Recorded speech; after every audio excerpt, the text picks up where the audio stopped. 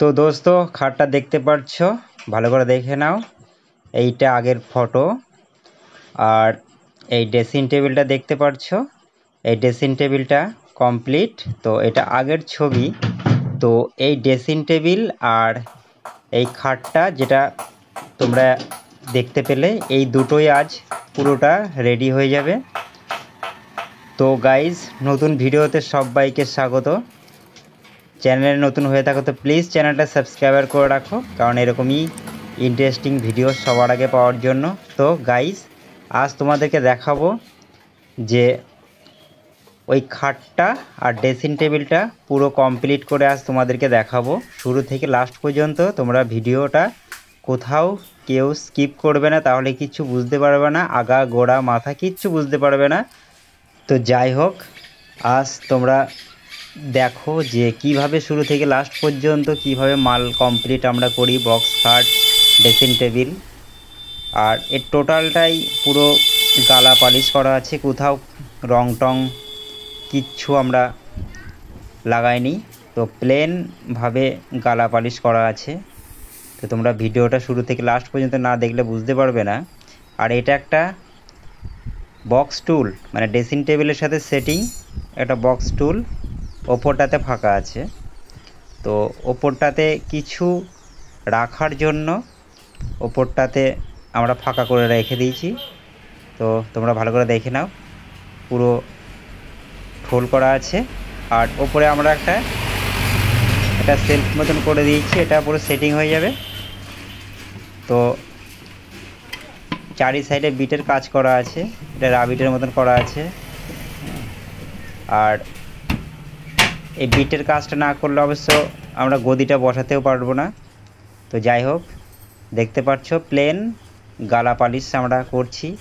তো মাল এখনও কমপ্লিট হয়নি, তো কমপ্লিট যখনই হবে তখনই এর একটা গ্লেজ কেমন সেটা তোমরা দেখতে পারবে। যে শুধু গালা দিয়ে পালিশ করলে তার কেমন একটা গ্লেজ হয়, তোমরা শুরু থেকে লাস্ট পর্যন্ত দেখো, আস্তে আস্তে তোমরা বুঝতে পারবে কেমন গ্লেজ উঠছে। আর দেখতে পাচ্ছ এটা একটা মাস্ক আছে, থিনার আছে। এটা গালা মারার পরে এটা আমরা লাগাই। এই কোম্পানিটা তোমরা ইউজ করতে পারো, এটা খুব সুন্দর প্রোডাক্ট। তো দেখতে পাচ্ছ এবার আস্তে আস্তে মালগুলো গ্লেজিং দেবে। কিছু কিছু জায়গা আছে যেগুলো আমরা হাত ঢুকাতে পারি না, সেগুলো হক্স ব্রাশ আছে, সেই হক্স ব্রাশ দিয়ে আমাদেরকে মারতে হয়। আর না হলে জায়গায় জায়গায় বাসি থেকে যায়, অসুবিধা হয়ে যায়। আর কিছু কিছু ডিজাইনের জন্য আমরা সব জায়গাতে হাত লাগাতে পারি না, কিছু কিছু জায়গা আছে সেগুলো ব্রাশ দিয়ে আমরা কাজ চালিয়ে দিই।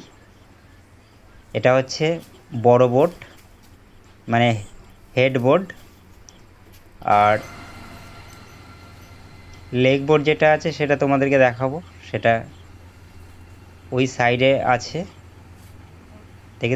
দেখতে পারছো কত সুন্দরভাবে প্লেনভাবে গালা টানতে হচ্ছে।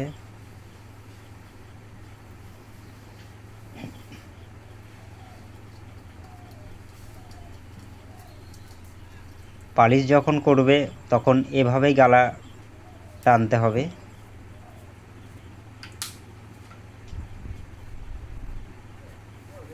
এটা দেখতে পাচ্ছো, এটা ছোট বোর্ড, এটা সামনের বোর্ডটা।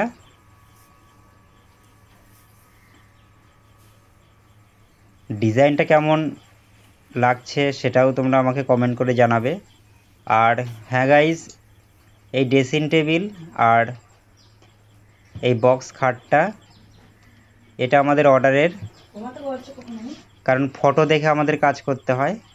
কারণ যে দুটো ফটো আগে দেখতে পেলে ওই দুটো ফটো পার্টি সিলেক্ট করেছে, আমাদেরকে তৈরি করে দিতে হবে।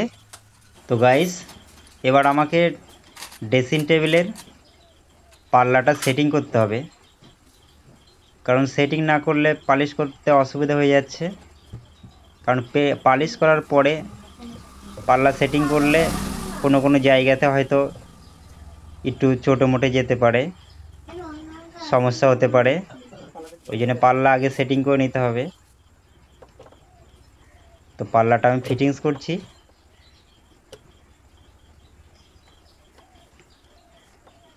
আর গাইজ তোমাদেরকে সবথেকে মেন যে কথাটা সেটা বলছি, যে এই যে কাঠগুলো দেখতে পাচ্ছ এটা কি কাঠ সেটাও আজ তোমাদেরকে বলে দেবো। কারণ যখনই তোমরা এরকম ফার্নিচার তৈরি করাতে চাও তখনই তোমাদের এই কাঠটাই তোমাদের ইউজ করতে হবে। সবথেকে ভালো কাঠ ফার্নিচারের 1 নম্বর কাঠ, খুব সুন্দর কাঠ। কাঠের কি কাঠ দিয়ে এটা তৈরি করা হয়েছে সেটা তো তোমাদেরকে অবশ্যই বলবো, ভিডিওটা তোমরা দেখতে থাকো। আর গাইজ দেখতে পাচ্ছ যে এই ভেতরের যে ড্রেসিং টেবিলের যে ভেতরে ওটা প্লাই মারা আছে, কারণ অত চওড়া কাঠ তো মারা যাবে না, ওটা প্লাই মারা আছে, 6mm প্লাই মারা আছে।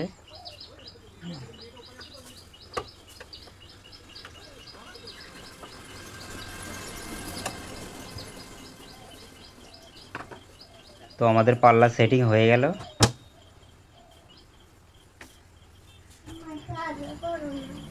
একটা ড্রেসিং টেবিলেতে একটা বড় পাল্লা করা আছে, সাইডে একটা ছোট পাল্লা করা আছে, ছবি অনুযায়ী যে কাজ করা হয়েছে।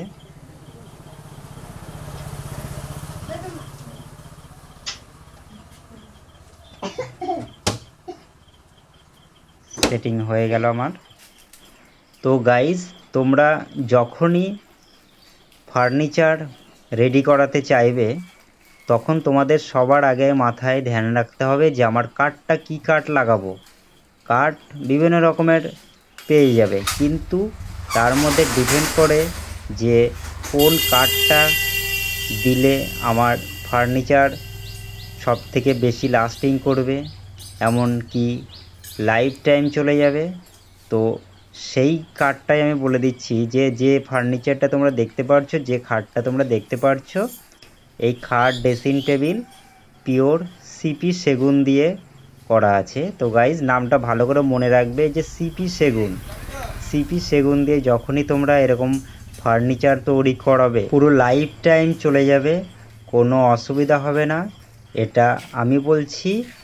আর তোমরা চাইলে যে কোনো ফার্নিচার তোমরা তৈরি করাতে পারো এই কাঠ দিয়ে, সিপি সেগুন কাঠ দিয়ে তোমরা যে কোনো ফার্নিচার তৈরি করতে পারো। আর চাইলে ডাইনিং সেট, দরজা, জানলা, টি টেবিল, যে কোনো ফার্নিচার তোমরা এই কাঠ দিয়ে তৈরি করতে পারো। এইটুকু গ্যারান্টি দিতে পারি যে এই কাঠ দিয়ে যখনই তোমরা ফার্নিচার তৈরি করবে তখন পুরো লাইফ টাইম চলে যাবে, এইটুকু বলতে পারি। তো গাইজ আমার এই ভিডিও তোমাদের কেমন লাগলো সেটা তোমরা নিশ্চয়ই কমেন্ট করে যাবে, চ্যানেলটা সাবস্ক্রাইব করে যাবে, কারণ এরকমই লেটেস্ট ভিডিও সবার আগে পাওয়ার জন্য। তো গাইজ সবাই ভালো থেকো, সুস্থ থেকো, দেখা হবে নেক্সট ভিডিওতে।